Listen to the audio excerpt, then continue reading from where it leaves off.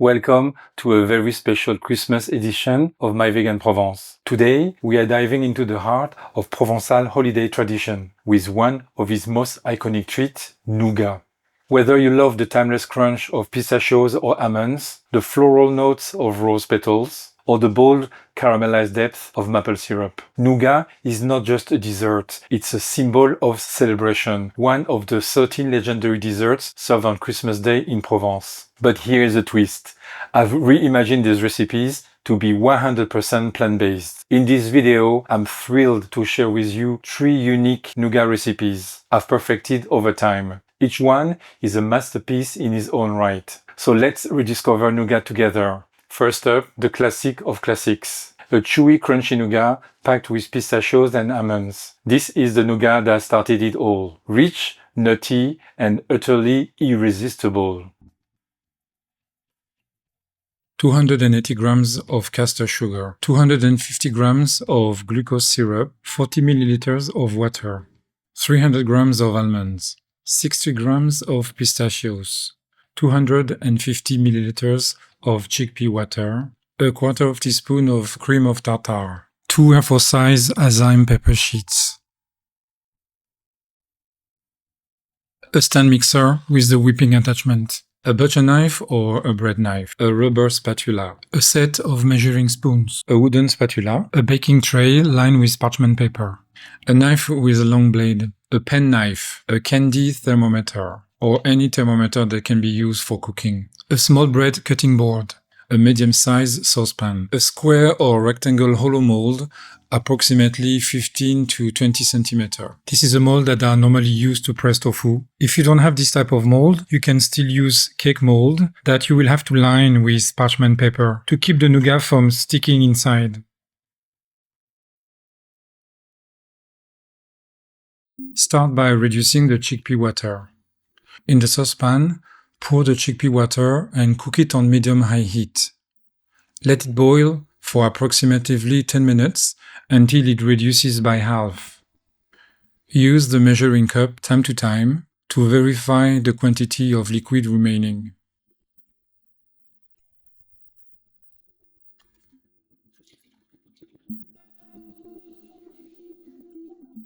When the cup is half filled, you are done.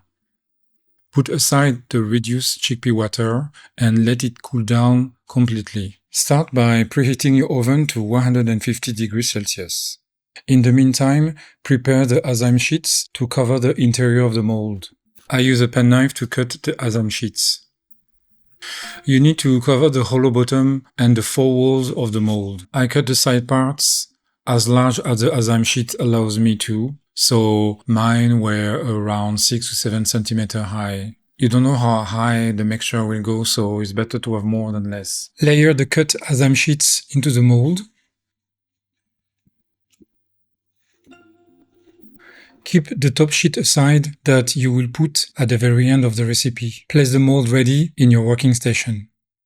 It's time to prepare the food processor. Add the cream of tartar, then the reduced chickpea water. Put the food processor on standby. In a saucepan, pour first the sugar, then the glucose syrup, and finally the water. Put on medium heat. Mix well until the sugar is well dissolved. Break the sugar lumps if there are any. Then pour the almonds and pistachios in the baking tray lined with a parchment paper. Roughly mix and spread them evenly. Place the tray in the oven and let the nuts roast for 10 minutes. The nuts will need to be hot when finally added to the mixture. That's approximately the time it will take to cook the caramel. The caramel should start to bubble now. Give it a mix and then let it cook. Now the bubbles are becoming bigger in size, so plunge your thermometer to control the temperature. It should be around 100 degrees Celsius. When the sugar syrup reaches 120 degrees Celsius temperature, start the food processor on high speed. You are preparing a meringue. When the sugar syrup reaches 150 degrees Celsius, cut the heat and bring the saucepan near the tank of the food processor. The meringue has formed and is fluffy and firm. The soft peak stage is enough to reach. Slow down the food processor to speed 1. Now we are going to pour the sugar syrup very slowly to make an Italian meringue. Try to avoid touching the walls and the whip when you pour the sugar syrup to avoid splash. When you have finished pouring the sugar syrup, put the food processor on high speed for approximately 1 minute. Turn off the oven and take out the baking tray and place it near the food processor. Stop the food processor and lift the whisk. Lift the parchment paper and pour the hot almonds and pistachios into the hot Italian meringue. Then, start the food processor at low speed to mix the dry fruits for a few seconds. When the almonds and pistachios are mixed to the Italian meringue, remove the whisk. Take out the mixing bowl and bring it to your working station. Pour the nougat mixtures into the mold that you previously had layered with a zyme paper using the wooden spatula. Use the angled spatula to scrape the nougat from the wooden spatula. When all the mixture is inside the mold, place the enzyme sheet to cover the nougat top. Use your fingers to flatten the surface and make it stick to the nougat. You can also use a flat object of your choice to even up the surface. Place the nougat in the fridge overnight, where it's going to firm up. After the nougat has spent one night in the fridge, take the mold out. With the knife, cut along the edges to unstick the nougat parts that might have leaked and are sticking to the walls of the mold. Flip the mold and push to extract the nougat. Then trim out the enzyme sheets that are peeking out. Now you can start to slice the nougat. Just be careful, the nougat is hard and sticky. Go slow. So you can cut all the strips into cubes or keep some bars as they are. Et voilà, your nougat is ready to be eaten. Keep the nougat in the fridge in an airtight box. It can keep for weeks, but you would have certainly eaten it before that. Enjoy. Next, prepare to be enchanted by this pink delicate nougat, infused with almonds and real candied rose petals. It's a rare floral treasure, elegant, fragrant, and unforgettable. Let's delve into the key ingredients that will bring our nougat rose to life. You will need 3 grams of potato protein. Potato protein is a plant-based protein derived from potatoes. It is a high-quality protein source that contains all essential amino acids, making it a complete protein. What is interesting is that potato protein is a plant-based ingredient that can mimic some of the functional properties of egg whites. This product has foaming properties similar to egg whites, making it fantastic for meringues. You will also need 25 grams of water, and this is for the potato protein. You will need 2 tablespoons of rose water. Rose water will give the flavor to the nougat. You will also need a few drops of lemon juice. That's also for the meringue and to stabilize it. You will also need 330 grams of castor sugar. Castor sugar means it's regular white sugar. You also need glucose syrup. We add glucose syrup to nougat for a few key reasons. First off, it helps prevent the sugar from crystallizing, which can make the nougat grainy instead of smooth and chewy. The glucose syrup also adds moisture to the mixture, helping to keep the nougat soft and pliable. You also need 40 grams of water, and this is for the caramel. You need 300 grams of almonds. I like mine with skin, but blanched almond can also work. You will also need 100 grams of crystallized rose petals. Those one I did myself, and you can find the recipe in the information box right there. And you also need some vanilla extract. You can't make nougat without enzyme sheets. Enzyme sheets, also known as edible wafer paper, are thin, tasteless sheets made from potato or cornstarch. They look like paper sheets and usually come in a A4 format. The specific utensils you will need are a stand mixer with a whipping attachment, candy thermometer, and a square or rectangle hollow mold, approximately 15 to 20 centimeters. This is a mold that are normally used to press tofu. If you don't have this type of mold, you can still use a cake mold. Now we have all our ingredients and utensils ready. We can start the recipe. Preheat your oven to 150 degrees Celsius. While that's heating up, pour the potato protein into the mixer bowl with 3 tablespoons of water. 2 tablespoons of rose water, and few drops of lemon juice. Mix at low speed for 1 minute to rehydrate the protein. Leave it to rest. Get your enzyme sheets ready to line the mold. Use a penknife to cut the sheets. Layer the cut enzyme sheets in the mold, keeping the top sheet aside for later. In a saucepan, combine the sugar, water, and glucose syrup over medium heat. Let it cook. Spread the almonds on the baking tray, line with parchment paper. Pop them in the oven to roast for about 10 minutes or more, until they're nice and toasty. They should be hot when added to the mixture later. As the nuts roast, keep an eye on the sugar mixture in the saucepan. Once it starts bubbling, give it a stir. When it hits 120 degrees Celsius, start the food processor on high speed to whip up a meringue. When the sugar syrups hit 146 to 148 degrees Celsius, remove it from the heat. At this point, the meringue should be fluffy and firm, so slow down the food processor to speed 1. Get ready to mix in that sugar syrup and slowly pour it into the food processor to create an Italian meringue. Be cautious not to let it touch the sides of the bowl or the whisk to prevent splashing and building up on the bowl walls. Once all the syrup is in, crank up the food processor to high speed for about 1 minute.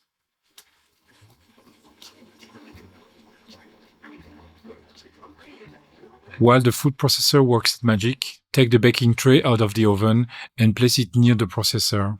Stop the food processor, lift the parchment paper, and pour the hot almonds into the Italian meringue. Give it a quick mix with the wooden spatula. Add the crystallized rose petals and delicately mix the rose petals into the meringue until everything is nicely combined. Remove the mixing bowl from the food processor and pour the nougat mixture into the mold lined with enzyme paper using a wooden spatula. It's a sticky situation, so take your time. Once all the mixture is in the mold, cover the top with a reserved enzyme sheet. Flatten the surface with your fingers or a flat object to ensure it sticks to the nougat. Pop the nougat in the fridge overnight to set and firm up. The next day, remove the mold from the fridge and use a knife to loosen up any bits of nougat that may have stuck to the sides. Flip the mold over and gently push to release the nougat. Trim off any excess enzyme sheets. Now it's time to slice the nougat into squares. Be careful with your fingers. Take it easy and slow. Now you can enjoy the fruits of your labor and savor each delicious bite of your homemade nougat à la rose.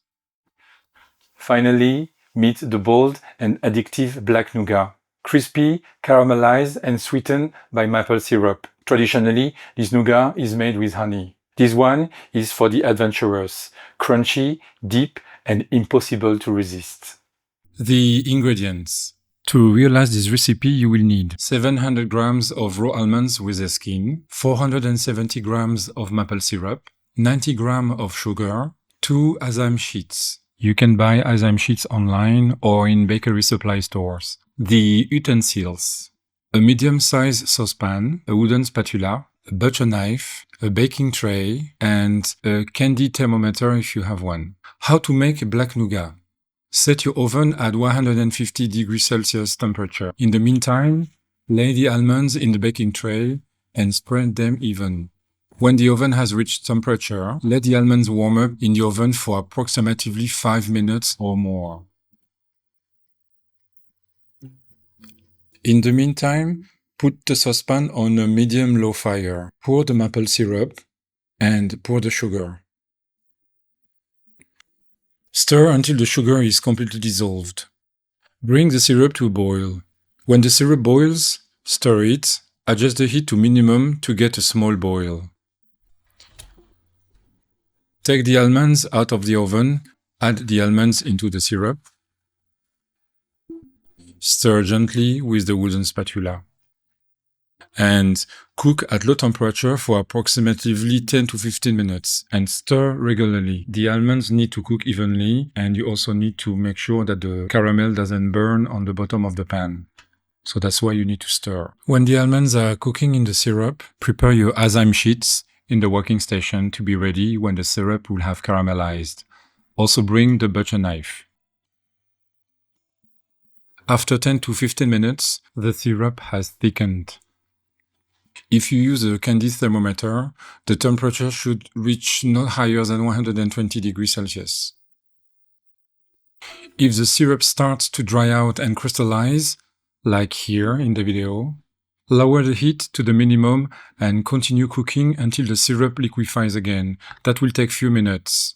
Turn off the heat and quickly bring the pan to your working station. Pour the caramelized almond mixture in the center of the enzyme sheet. Spread it all over the enzyme sheet and do it quickly, as when the caramelized solidifies, it becomes more difficult to do so. Then, with a butcher knife, flatten the surface of the almonds and at the same time, spread the mixture to the edges of the enzyme sheet.